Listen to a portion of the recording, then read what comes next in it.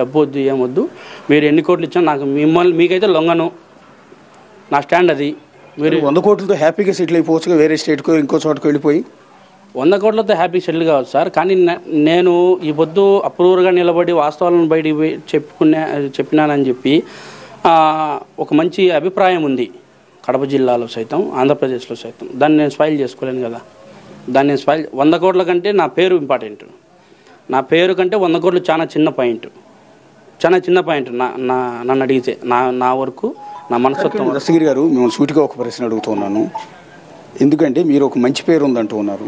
మంచి పేరు ఎట్లా ఉంటుంది? మీరు ఒక ఎమ్మెల్సీని, ఒక మాజీ సీఎం తమ్ముడిని అత్యంత దారుణంగా గొడ్లు పెట్టి నరికారు. ఒక విధంగా చెప్పాలంటే మీరు నరరూప హంతకుడితో సమానం. మీరు మంచివాడని జనాల్లో ఒక ముద్ర ఎట్లా ఉంటుంది? ఫ్యాక్ట్, అందరికీ ఉన్న డౌట్ అడుగుతున్నా. మంచివాడంటే మంచి వాళ్ళలో కూడా రకాలు ఉన్నాయి సార్. మీకు అది అర్థమైందో లేదో నాకు తెలియదు. చంపినోడు తప్పుడోడే, నరరూప రాక్షసుడే కాదని చెప్పను. కానీ ఆ తప్పును బయటికి చెప్పేటోడు ఉంటాడు. ఆ తప్పును రే నాయన నేనే చేసిన, వాస్తవాలు ఇవిరా నాయన, చేసిన వాళ్ళు టీడీపీ వాళ్ళు కాదు, మిమ్మల్ని ట్రాప్ చేస్తూ ఉన్నారు, వైసీపీ వాళ్ళే చేసింది, వైసీపీ జగన్మోహన్ రెడ్డి చేతుల మీదగానే జరిగిందరా నాయన అని చెప్పి చెప్పడంలో తప్పేముంది? ఆ తప్పును ఆ గట్టిగా నిలబడినానని చెప్పి ఆ యొక్క మంచి పేరు ఉంటుంది అంటనా. మర్డర్ చేసిన దానికి మంచి పేరు ఉంటుందని నేను చెప్పుకోలే. ఆ యొక్క స్టాండ్ను మంచిగా ఉంది కాబట్టి మంచి నుంచి కూడా నేను అంటున్నది అదే. ఒక వ్యక్తి నేనే మర్డర్ చేశారని బహిరంగంగా చెప్పడం అనేది ఒక పెద్ద సంచలనం.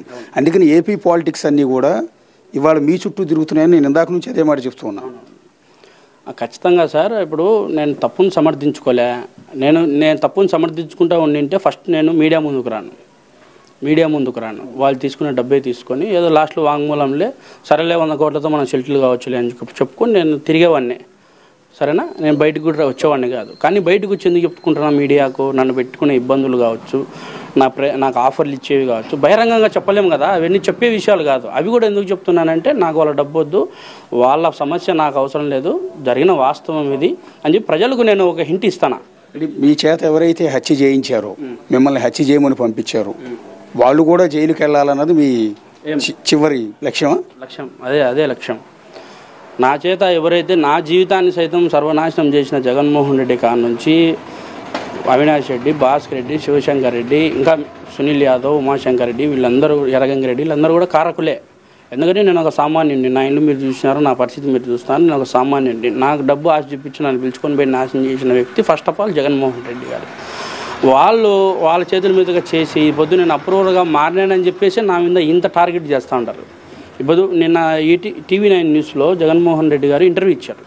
దాంట్లో ఏం మాట్లాడారంటే దస్తగిరి హత్య చేసినోడు బయట తిరుగుతాడని చెప్తున్నాడు. అంటే హత్య చేసినోడు బయట తిరిగేటప్పుడు హత్య చేయించుకునే ఉండాలా, తిహార్ జైల్లో ఉండాలా? హత్య చేయించుకునే ఉండాలా, తిహార్ జైల్లో ఉండాలా? ఖచ్చితంగా కూడా చెప్తున్నా. హత్య చేసినోడు బయట తిరుగుతాం, అప్రూవర్గా అయ్యి బయట తిరుగుతున్నాడు. హత్య చేసి బయట తిరగలే. హత్య చేయించిన వాళ్ళు మీరంతా ఉండాలా? తిహార్ జైల్లో, CBI అండర్లో తిహార్ జైల్లో ఉండాలి. అంటే ఆయన ఇండైరెక్ట్గా చెప్తున్నాడు. అంటే హత్య చేసినాడు, అతను తిరుగుతున్నాడు అప్రూవర్గా మారి, మేమందరం హత్య చేయించినాం, మా పరిస్థితి ఏందో రేపు పొద్దున కూటమి అధికారులకు వచ్చినాక అనేది ఆయన చెప్పుకుంటున్నాడు. అది మనం ఆపోజిట్గా ఆలోచన చేస్తే మనకు అర్థమవుతుంది. ఆయన చెప్పిన మాటలన్నీ మనం పరిగణలోకి తీసుకోవాల్సిన అవసరం లే. పథకాలు కావచ్చు, ఏవైనా కావచ్చు. ఆయన 5 ఏళ్ళ గవర్నమెంట్లో లబ్ధి పొందిన వాళ్ళు 10 మంది అయితే 90 మంది నాశనం అయిపోయినారు. ఈ పొద్దు ప్రజలందరూ కూడా ఆలోచన చేసుకొని పూర్తి స్థాయిలో 13వ తేదీ స్వాతంత్రం తెచ్చుకుంటారని, కూటమిని అధికారంలోకి నిలబెడతారని నేను గట్టిగా చెప్తున్నా. పులివెందుల్లో అత్యంత మెజార్టీతో బీటెక్ రవి గారు గెలుస్తారని చెప్పి నేను గట్టిగా నమ్ముతాను. టీడీపీ వాళ్ళు, కూటమి వాళ్ళు గెలుస్తారని పదే మీరు చెప్పడం ద్వారా మరోసారి మీరు ఆ కూటమికి అమ్ముడు పోయారని ప్రచారం కూడా చేస్తారు కదా. అమ్ముడు పోయింటే రుజువు చూపిమని చెప్పండి. నేను అమ్ముడు పోయి ఉండింటే రుజువు మీరు చూస్తూ ఉన్నారు. నా దగ్గర డిపార్ట్మెంట్ ఉంది, నాకు ఇంకా ఎస్కార్ట్ కూడా ఉంది, సపరేట్ వెహికల్. వీళ్ళు నా వ్యక్తిగత గన్మెన్లు కావచ్చు, ఎందుకులే మనకు పర్సనల్ అనుకునే కావచ్చు, ఎస్కార్ట్ ఉన్నది కదా. ఎస్కార్ట్కు ఒక AS అధికారి కూడా ఉన్నాడు. నేను ఎక్కడ పోయినా కూడా వాళ్ళని వెనకముడి వస్తూ ఉంటారు. ప్రతి ఒక్క పిన్ టు పిన్ ఇన్ఫర్మేషన్ అనేది ఖచ్చితంగా జగన్మోహన్ రెడ్డి వరకు చేరవేస్తూ ఉంటారు. ఆ విషయంలో నేను ఎక్కడ కానీ వాళ్ళతో కలవడం కానీ, నా ఫోన్లు కూడా ట్రేస్అవుట్లు ఉన్నాయి. వాళ్ళకు పిన్ టు పిన్ నా గురించి వాళ్ళకు పాయింట్ దొరకాలనే వాళ్ళు వెయిట్ చేస్తుంటారు. కానీ నేను చెడు చేసిన వాళ్ళకి నేను వాళ్ళ పేర్లు చెప్పి వాళ్ళ మీద నేను అప్రూవర్గా మారి వాళ్ళ మీద ఎమ్మెల్యేగా నిలబడినోని నా మీద టార్గెట్ ఉంటుంది కదా. ఖచ్చితంగా ఎమ్మెల్యే పక్కన పెడితే అప్రూవర్గా మారినప్పుడు ఇతని వల్లనే కదరా మాకు డ్యామేజ్ అయింది, ఇతని వల్లనే కదరా మాకు వైసీపీ డ్యామేజ్ అయింది, ఈ పొద్దు అధికారంలోకి రాకోకుండా పోయేది ఇతని వల్లనే కదా అని చెప్పుకునేటప్పటికీ నా మీద టార్గెట్ ఎందుకు ఉండదు? ఖచ్చితంగా ఏం జిక్కుతుంది అనేది ప్రయత్నం చేస్తూ ఉంటారు. నేను ఒకవేళ మీరు చెప్తుంటారు కదా కూటమికి అమ్ముడు పోయినాడని, నేను కూటమికి అమ్ముడు పోయి ఉండింటే అది రుజువు చూపిమని చెప్పండి. నేను అమ్ముడు పోయి ఉండింటే రుజువు చూపించి మాట్లాడితే పద్ధతి, అది కూడా ఒక పద్ధతి అనుకుందాం. నాకేం అవసరం వాళ్ళ దగ్గరికి పోయి నేను వాళ్ళ చేతులు చాచి అడగాల్సిన అవసరం నాకేముంది? నేను కూటమి ఎందుకు రావాలి అధికారంలోకి అంటానా అంటే, వాళ్ళ దగ్గర అమ్ముడు పోయో లేదంటే వాళ్ళ దిక్కు మాట్లాడితే ఏదైనా ఫేవరెట్ ఉంటుందనో కాదు. వైఎస్ వివేకానంద రెడ్డి గారి కేసుకు న్యాయం జరుగుతుంది. వైఎస్ వివేకానంద రెడ్డి గారి కేసుకు న్యాయం జరిగి నిందితులంతా జైలు పాలు కావాలా, ఈవెన్ నాతో సహా అందరం కూడా జైలుకు పోవాలా, శిక్ష అనుభవించాలా, చేసిన తప్పుకు అందరం ప్రాయశ్చిత్తం పడాల్సిందే.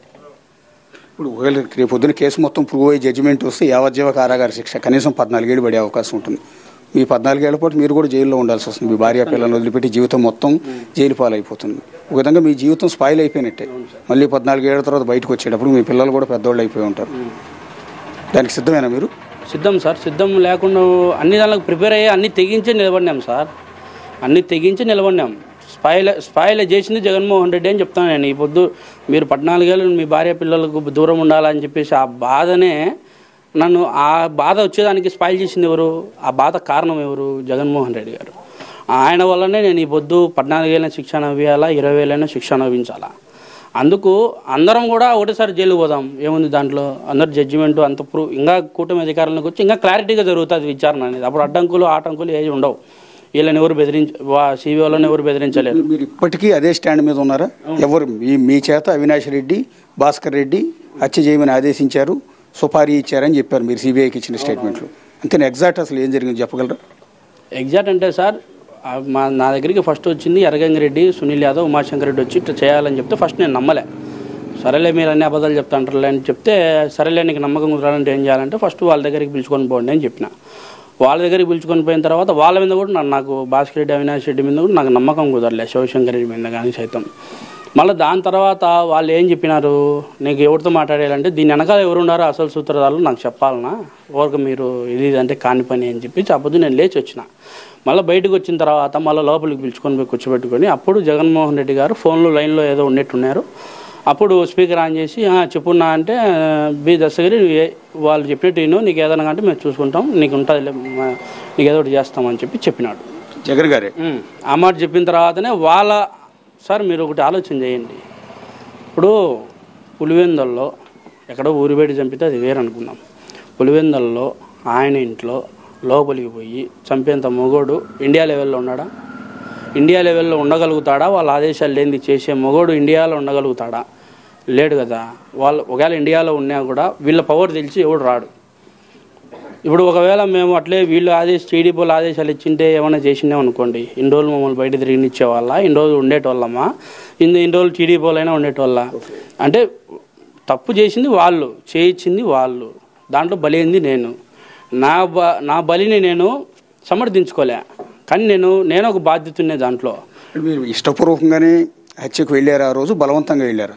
సార్ ఇష్టపూర్వకంగా పోయేదానికి అదేం అమెరికా కాదు, అదేం లండన్ కాదు సార్. ఇష్టపూర్వకంగా పోయి ఎంజాయ్ చేసి వచ్చేదానికి బలవంతంగానే పోయినాం. బలవంతంగా వీళ్ళు ఫోర్స్ చేసింటేనే పోయింది, లేదంటే మాకేం అవసరం పోయేదానికి. జగన్ గారు ఫోన్లో చెప్పారు, ఫోన్లో జగన్ గారు చెప్పిన తర్వాత మాత్రమే నేను హత్య ఒప్పుకున్నాను అన్నారు. మూవ్ అయినాం.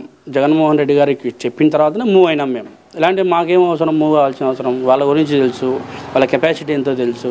వాళ్ళు ఈ హత్యలు కనీసం వీధికి ఒక్కని కూడా చంపలేరు వాళ్ళు. వాళ్ళ గురించి మాకు తెలుసు. వాళ్ళ వెనకాల ఎవరు ఉండారనేది కనుక్కునేదానికే ఒక 4-5 డేస్ డిలే చేసి మళ్ళీ అది క్లియర్ చేసుకున్న తర్వాతనే ముందుకు పోయినాం మేము. కదిరి నుంచి గొడ్డలు కొనుక్కొచ్చింది కూడా మీరే అని స్టేట్మెంట్లో ఇచ్చారు, కరెక్టేనండి? కరెక్టే. కదిరి నుంచి కూడా గొడ్డలు కొనుక్కొచ్చినాం. కదిరిలో నాకు అమ్మినతను కూడా వాంగ్మూలం ఇచ్చినాడు కోర్టులో. ఈ విధంగా మేము దశగిరి వచ్చింటే గొడ్డలు అమ్మి ఇచ్చినాము, అయితే వాస్తవం అని చెప్పి అక్కడ కూడా తేలింది కదా.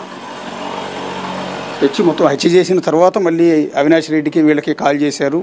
ఆ తర్వాత అవినాష్ రెడ్డి సీఎం నివాసానికి కాల్ చేశారు అనేది ఈ సిబిఐ స్టేట్మెంట్లో మాకు కనిపించింది. కరెక్టేనా?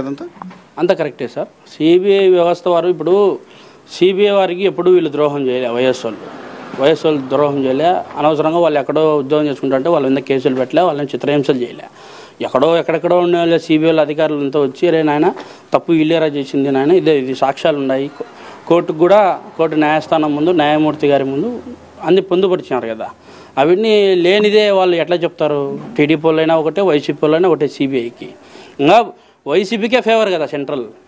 వైసీపీకే ఫేవర్ కదా సెంట్రల్. ఒకవేళ తప్పు నిజంగా వీళ్ళే చేసి ఉంటే సెంట్రల్ ఏమవుతుంది, సెంట్రల్ వీళ్ళ మీదనే ఇంకా వీళ్ళను అంచివేసేదానికి ఫోకసింగ్ చేసేది. కానీ అట్లా చేయకోకుండా వీళ్ళే తప్పు చేసిందని సిబిఐలో నిర్ధారించారు. సెంట్రల్ చేతిలో ఉండేది సిబిఐఏ, సెంట్రల్ ఎటు చెప్తే అటు వినాల్సింది సిబిఐఏ. కానీ సిబిఐని ఇన్ఫ్లుయెన్స్ చేసే, సెంట్రల్ని ఇన్ఫ్లుయెన్స్ చేసే శక్తి వీళ్ళకు ఉందే, టీడీపీ వాళ్ళకు లేదు కదా. సెంట్రల్ను సైతం ఇన్ఫ్లుయెన్స్ చేసే శక్తి జగన్మోహన్ రెడ్డి గారికే ఉంది. అందుకే విచారణ కూడా సాగలే. అదే వాళ్ళని కూడా సిబిఐలను బెదిరించేంత ధైర్యం సెంట్రల్ చెప్పిందో చెప్పలేదో అది నేను వినలే. వాళ్ళని బెదిరించేంత ధైర్యం ఎక్కడి నుంచి వస్తుంది? సెంట్రల్ మన మాట వింటుంది అనేదే కదా. ఆ యొక్క ధైర్యంతోనే డిలే చేసినారు. టీడీపీ వాళ్ళు లేరు అనేది క్రిస్టల్ క్లియర్గా సిబిఐలు తేల్చినారు. అప్రూవర్గా మారి నేను తేల్చిన, అది వాస్తవం. కానీ ఈ పొద్దు వివేకానంద రెడ్డి గారి కేసుకు న్యాయం, సునీతమ్మ గారికి న్యాయం జరగలేదంటే వైసీపీ అధికారంలో ఉండబట్టే. రేపొద్దున కూటమి అధికారంలోకి వచ్చే ఖచ్చితంగా కూడా సునీతమ్మకు కానీ నాలాంటి అప్రూవర్కి కానీ న్యాయం ఖచ్చితంగా జరుగుతుందని గట్టిగా నమ్ముతాను. మరి అలాంటి నేపథ్యంలో సునీత గారికి మీరు అండగా నిలబడి, సునీత ఆల్రెడీ షర్మిల గారి తరఫున ప్రచారం చేస్తున్నారు. సో మీరు షర్మిల గారి తరఫున ఎందుకు ప్రచారం చేయట్లేదు? వాళ్ళు అడగలేదా, మీరు వద్దనుకున్నారా? లేదు సార్, నన్ను వాళ్ళు అడగలే, నేను పోలే. ఏం సార్ ఇప్పుడు మీకు అర్థం కావడంలే. బురద చల్లడం ఈజీ. ఇప్పుడు నేను మీరు చెప్పినట్టు షర్మిలమ్మ గారి తరఫున పోయినాను అనుకో, ఇప్పుడు వాళ్ళు లేనిటి కూడా పుట్టించి కథలు చేస్తూ ఉన్నారు, క్యారెక్టర్ అసోసియేషన్ చేస్తున్నారు. చెల్లెల్ని సైతం గెంటేసినారు, అమ్మను సైతం గెంటేసినాడు, సునీతమ్మకు సైతం న్యాయం చేయలే. అలాంటి వాడు నేను పోయి ఇప్పుడు ప్రచారం చేస్తే వాళ్ళంతా కుమ్మక్కైనారు, వాళ్ళు కలిసినారు, వాళ్ళే చేసుకున్నారు, వాళ్ళే కలిసినారు, మళ్ళీ ఒక పుకారు. అంటే అది చేసినారా చేయలేదనేది ప్రజలకు తెలుసు క్లారిటీగా. కానీ అది పుకారు అనేది ఎట్లా పుట్టిస్తారు? అట్లా పుట్టిస్తారు కాబట్టి నేను పోలే.